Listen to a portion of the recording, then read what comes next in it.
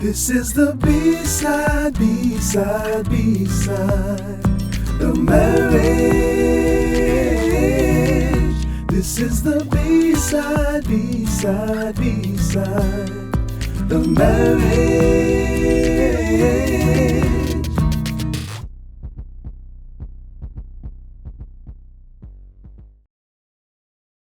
Hello, and welcome to another episode of the B-Side of Marriage podcast. I am your host, Rashonda, a licensed marriage and family therapist associate, and this is my husband, Jason.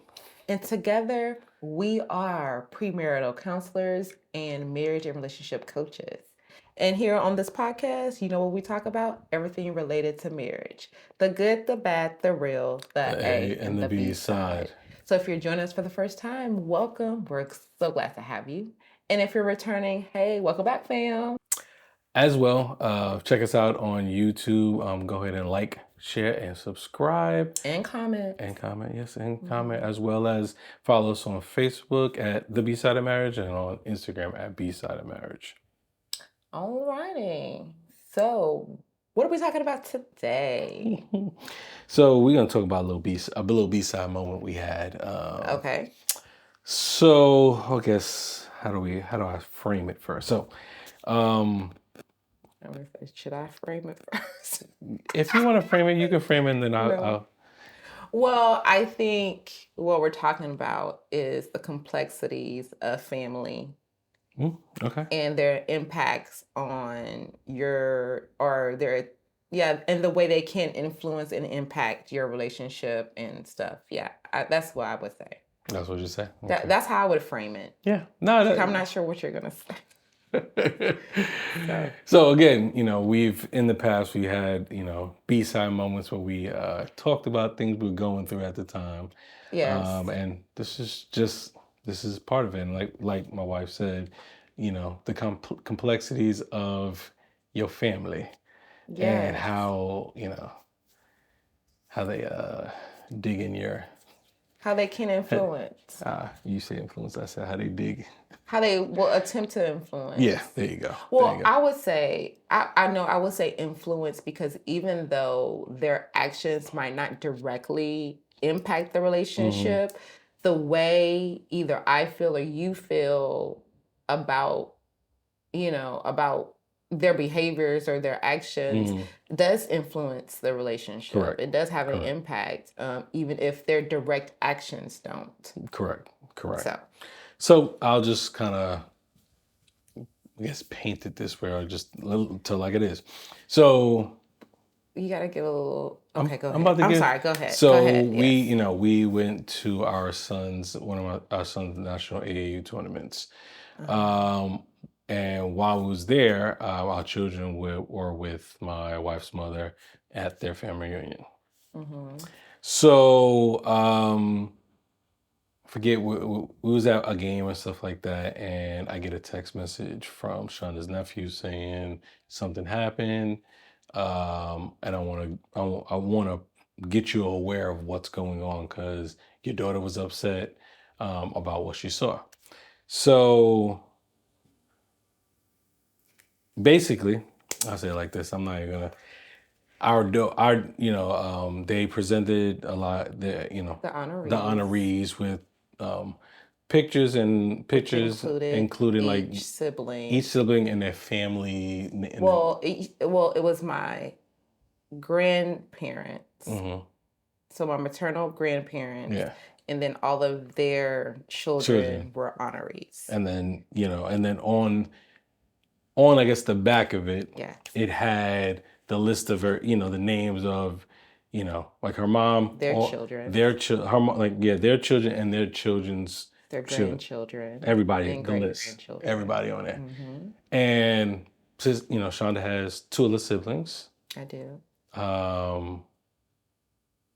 All her nieces and nephews was on there, but great niece and nephews, they were on there, but none of our kids was on there. So it again, that kind of, for me, it turned me into a totally different beast, because it's for my daughter going there for her first time and really you know, I guess again, don't know, I wasn't there, but she might have had a good time. But then to have that and not see her name on there, I know it was devastating. It's like, I wait, mean, she was upset. so I get upset, but I think, again, and I guess I'll put you like this. Growing up for me, if I don't know if I said it in one of the podcasts, is like I lived in two different worlds. How I felt like I lived in two different worlds. Just because, when I was with my mom's side of the family, I was the lightest one. So sometimes I didn't feel like I was belonged. And then on my dad's side, I was like one of the darker ones. So it kind of, for me, my daughter going there and then that happening, it's like, when I was young, I used to say to myself, I never told anybody that, but I used to say, am I adopted? Because, living those two different worlds and seeing myself, yeah, I saw myself there, but at the same time, it's like, I don't look like everybody else. But then my daughter goes somewhere where it's like, she feels like she's supposed to be safe, because she's going with her grandmother and then goes there and then it's like, she's not accepting. It's like, what does that do for her in that moment? So I don't know. no, I'm not saying that to ask the question. I'm just saying in general, like that's what I was feeling in that moment because, she's going where she thinks this is family and then family does not accept her. So Okay, so I have questions. go So ahead. is it truly that is what she was feeling, or is that you being triggered Oh no, it's and definitely being triggered. projecting that onto her experience? No, it is triggered because that's not what she said. I can't say we really had a long discussion with her about what she felt. But that's again, it's for me, yes, that triggered me and that's what so. So I so yeah, so it's like, okay, so there are going to be experiences that we have that does trigger, some childhood trauma. Yeah. And so I guess how do you handle it in those situations without projecting your experiences onto hers or theirs, because it was two of our kids. My youngest thing, we didn't hear, like he didn't seem like it fazed him or you. Because he tells us all stuff. So it's like for him not to even bring it up, He has a different mindset. so honestly, I don't know how to answer that question, to be honest with you. Like I honestly don't, because it's, yeah, they are kids and sometimes we do project, and I'm saying for myself, sometimes I do project certain things on my kids. No, knowing that, yeah, that's not them, that's me, but I don't know how I can prevent it. I can prevent that. So I don't think you can prevent it. I think, okay. how do you handle it in that situation? So I know for me, when I found out, I had a conversation with our daughter, and I said, well, you know who you are in our family, and reassured her as to who she is, who they are, how they are loved, how we don't need them to be listed on a piece of paper for them to be considered, our children. I just reaffirmed her and acknowledged, because she was like, yeah, I was upset. I didn't understand why certain people were on there and we weren't on there. And so after that, I was like, I completely understand how hurtful that could be, especially as you're learning, like you're meeting new cousins and what. So anyway, so I had a moment just um, to just be with her in that situation, and then we took it offline because there's some complexities around Jay and my family. Mm-hmm. So, and I think that also too aided in that. Oh yeah. I think it was a combination of all the things that you had growing up, and then also too kind of getting that same, like basically the way some of my family treats you is more of that. Correct. You're othered. You don't really belong. You're not really a part of this. Correct. And I can see why your response is so. Your response is your response, right? I can see why it is your response, because it's just kind of like reiterating this idea that, or the messaging that you've been given for so long. And so I don't want to say like, oh, you don't deserve to feel the way you feel. That's not what I'm saying. It's just, and also not projecting that onto our daughter's experience. Correct. Which is very hard because that's our baby. Yep, it's my baby girl too. Gotta, yes, and you know, I wasn't Daddy there. Bear. I wasn't there to protect her. That that's the other thing, because it was good that I wasn't there. It was good. Well, No, it was good I wasn't there. I think because it would have been a different situation. So well, I think this is a great, like, this really just shows like when you don't heal some of those childhood traumas, and when you are in a position to satisfy unmet childhood needs, that is what parenting these days is like for us. Oh yeah. Because we're trying to stand up and do and course correct some of the things that we felt like we missed as a child, and then also parent so that they are more secure and like and that we're more connected, so that if anything does happen, like there's a conversation and stuff like that. Feel okay to talk to us. And just feeling more whole. Yeah. And it's exhausting. And it's tiring also too, because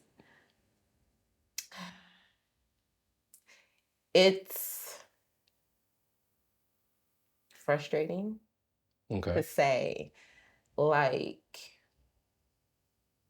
I don't want this to get too deep, but it's just frustrating to you have been around for a minute. It's not like we're new to this. Yeah. It's not like,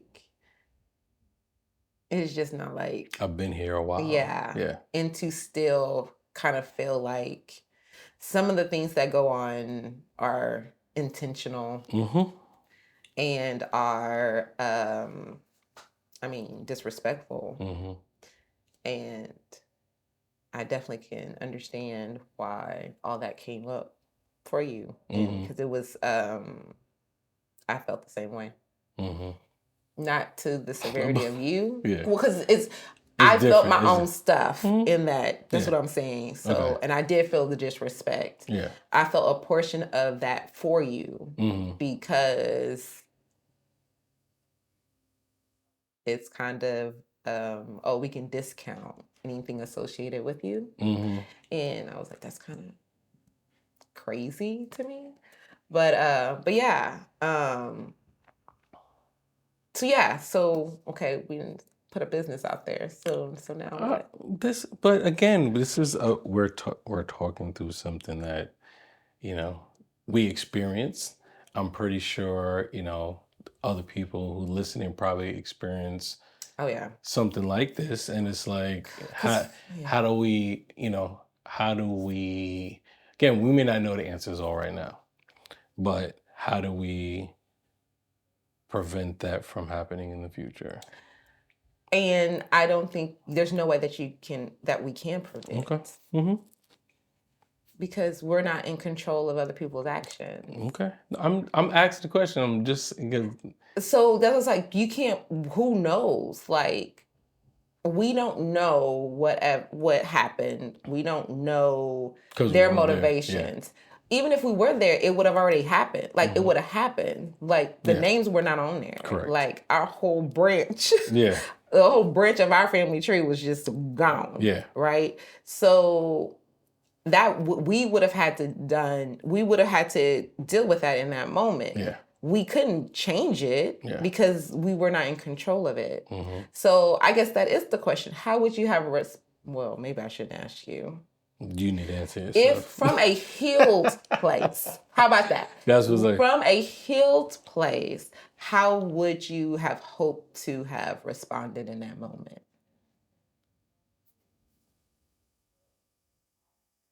How can I answer that if I'm not healed? Like you. Well, I mean, because there's hopes, right? There's hope, but optimism. I'm not. There's because you're on a journey. You're correct. Okay. But I'm just saying. Check. But prior to this, I thought I was healed, but then this happened, and now it's like you thought you were healed from this? I thought I was. Yeah. Wait, from what part? From the part of, like I said, how I felt living in two different worlds. I was healed from that, but and but then healing's a journey. Oh, I know. And so just because you feel like you're in a better place, like there will be triggers. Mm-hmm. Yeah. And so when we're triggered, it's responding from that healed place instead of that trauma. Correct. So that's why I'm like, if you say you're healed, then you should be able to, or you're on the healing journey, you should be able to, now that you've backed out of it, or are you still up? Like, you're still got some big emotions associated with that. From me growing up, or are you talking about just from this situation?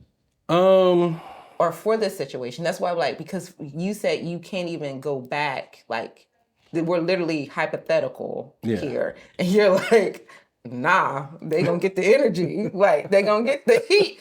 So I'm just like, now I can sit here and I can tell you how I would have hoped I would have responded from a healing place. See, I guess, so I think if we were there, how I would respond, it would have been different. Because I think my first thing would have been to check on the kids to make sure they're fine, and then it would be something, I'm gonna say it. It's probably not the right thing to say, but I'm gonna say it. It's gonna kind of be like a layaway. I'm gonna wait, and when the kids are, then I'm gonna have a conversation, pull somebody to the side. I'm gonna have a conversation about it. Mm-hmm. I'm not gonna be over there flipping tables like doing that, but I'm gonna have a conversation about it. I'm going to bring in those individuals and have a conversation about it.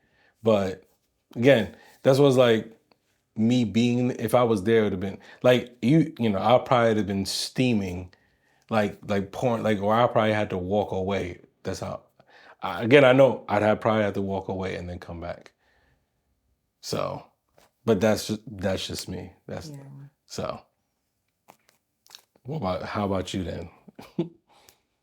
How I would have hoped I would have responded would have been more around what I feel like I would have done what I did. I would have affirmed our kids that, they're more than just a name on a paper. Like, our branches here, like we're literally here. Yeah. They are important. They are, they're important. They're a part of the family. Yeah. I would have actually asked for, I would have hoped that I would have asked for an apology for them, to them, from whoever was in charge. Yeah. To also say you can make a mistake and be held accountable. Correct. And so that's what I would have hoped I would have done. Because I know we've been intentional about making sure, like, whatever we have going on doesn't impact our kids as far as our kids in their relationships with, certain individuals. I mean, we, anyways, we'll just leave that at that. But we're like, we don't paint certain individuals in a different light. Correct. Their position, their role their position in the family is what we tell them. We don't then color it with our experiences and all that stuff. Or put them in the middle of it where No, we don't. telling them No, they don't. Yeah, they don't need all of that. Yeah, that's not theirs to carry. Correct. So no. So that's why I would have asked for apologies, not to us. Well, I would. I'm about to say, but first yeah. to them, because our names were on there, just not our rent. And then I was like, the least you can do is apologize, and then also make an announcement, because I'm sure I don't know what the flow of the reunion was, but make an announcement that yes, we made a mistake, and Rashonda has kids. They are, yes. And so I would have wanted the mistake, because that's why I feel like if it was truly just a mistake, then why has it been so much intention around not acknowledging it? Correct. Like literally, it's just like, yeah, it happened. But we're not even going to tell Rashonda that it happened. And that for me is like, okay, so because of the silence makes it seem like it's more. And that's what I think, it doesn't bother me more, but it does bother me. Like, why the silence then? If it was just a simple mistake. And if it was a mistake, okay, it would have got corrected already too. And just, it would have got corrected. And it's been weeks and weeks and weeks, and it's still not corrected. We are almost at a month. It's still not corrected, but yeah. So so dealing with family dynamics is a thing. I know right now a lot of people are choosing to just go no contact. As a therapist, I would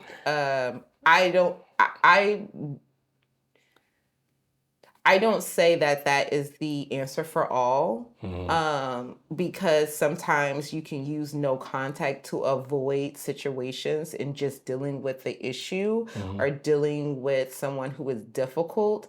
So that's why there's a discussion. There's, sessions around like really unpacking what it means to go no contact, and how to actually implement it where it's where it's a path toward your healing. Because yes, sometimes you will need to go no contact so that you can really basically kind of stop the bleeding and really give yourself time to calm yourself, center yourself, ground yourself to see, okay, what is it? Am I able to really reintroduce this person into my life? If so, then it's like, okay, I can do this at my pace. And then it's like, okay, as they come in, is this really in alignment with where you want to go? So no contact can be beneficial, but it's not like I said, it's not a answer. Like it doesn't. It's not a cure all. That's the word. Yeah. So, it's creating boundaries too. Because even though, like you said, it's setting it up where it's not say setting it up, but now I lost my thought. But just how you said is it's creating that space and stuff, but also setting that boundary as well, because understanding is like you want. And again, I'm saying put up a boundary, not like a wall where you're not letting anything come through, but putting up a boundary so this is not going to happen again. You set you set these boundaries of what your expectations are. Yeah. So me, when you have deafness like that, I I'm not saying Well, because you like so that it doesn't happen again. I No. see boundaries as these are like this is my rules of engagement, right? And if you can't adhere to these boundaries, then then you're no longer well, it depends on what the boundary is, but if you don't adhere to this boundary, there is a consequence of either like me not feeling comfortable to interact with you, Okay. like I'm no longer will be able to be in your life at the capacity that it could be because you're not adhering to the boundary. Okay. Boundaries protect the peace that you have designed for your life, right? Correct. So if it does happen, so let's just say a boundary is crossed, that doesn't, the thing happened again. And I get to hold myself accountable to that boundary by saying, okay, well, since you didn't respect my boundary, then I get to do whatever is necessary, whatever that consequence, I don't want to say consequence, but whatever that means for me to reinforce that boundary, to hold myself accountable to protecting my peace. Okay. So if I'm saying, hey, you okay, it's just like in a fight. So if the boundary is there's no yelling, if yelling then becomes into the conversation or into the debate, then I get to say, hey, so you're yelling. If you want to continue to have this conversation, you have to bring down the volume. Correct.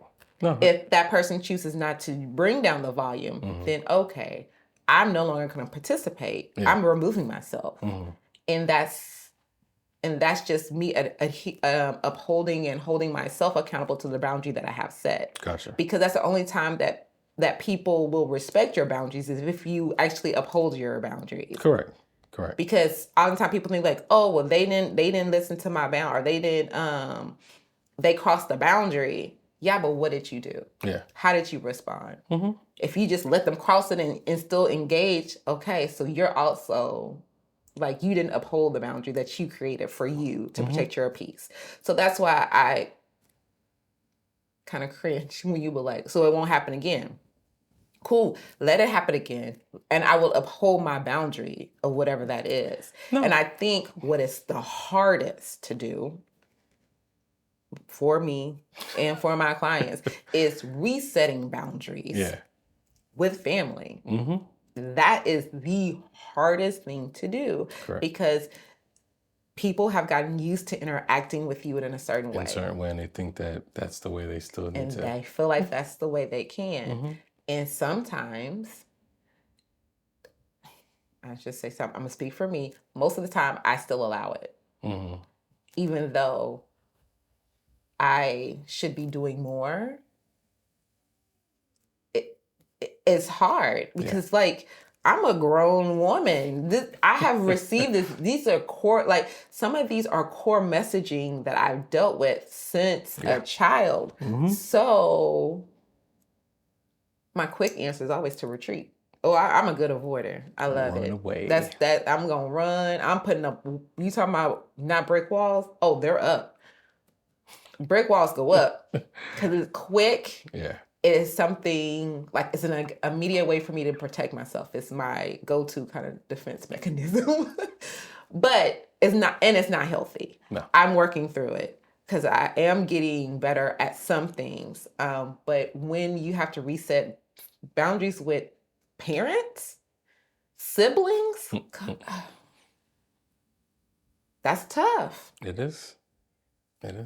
But we're not going to do that because we'll just have to table that for another episode. Correct. So, yeah. So, anywho, how are we wrapping this up? I don't know how to wrap this up because again, I'm trying to think. Go to therapy. When we do. Well, no, that's definitely because even just us having this conversation, like it's something that I need to speak with my therapist about because it brought up some stuff that I need to work through still. So, but no, that's definitely, if you're experiencing something of this sort with your family, I will say, a way to kind of tie it together a little bit in a little bit of a neater bow is that I would say one of the important things when you're dealing with family dynamics is to ensure that it doesn't impact your connection. That is one thing that I can't say about us is that we've dealt with a lot of family stuff, and yet I feel like it brings us closer together because we do really well at mostly at separating the problem from, oh, you're the problem, I'm the problem. Yeah. It's your family, they the problem. They crazy, My yeah. family, they the problem. Yeah. It's like, no, that is the problem, and we work great together to attack the problem. Yeah. Or to deal with the problem. And to minimize its impact not only on us, but our kids. So that is one thing I definitely want to reiterate. Like, do not allow conflicting family dynamics to interfere with your connection. Because at the end of the day, it's y'all. And it's y'all. So you have to deal with it in private to make sure that you're on one accord. So, and then address it together. Yeah. Yeah. So with that, we're gonna wrap it up because I was about to say something. I know. That's why I stopped. That's what stopped. That's why I just took a breath. Yeah. I needed that one. So as always, like, follow, share, and subscribe, as well as comment. Yes. I would love to know, like, I want to hear. What kind of family situations are you dealing with? Like, yeah. Are y'all? Is it just us? I know it ain't just us. It ain't just us. It ain't just us. Yeah. So, okay, well, till next week.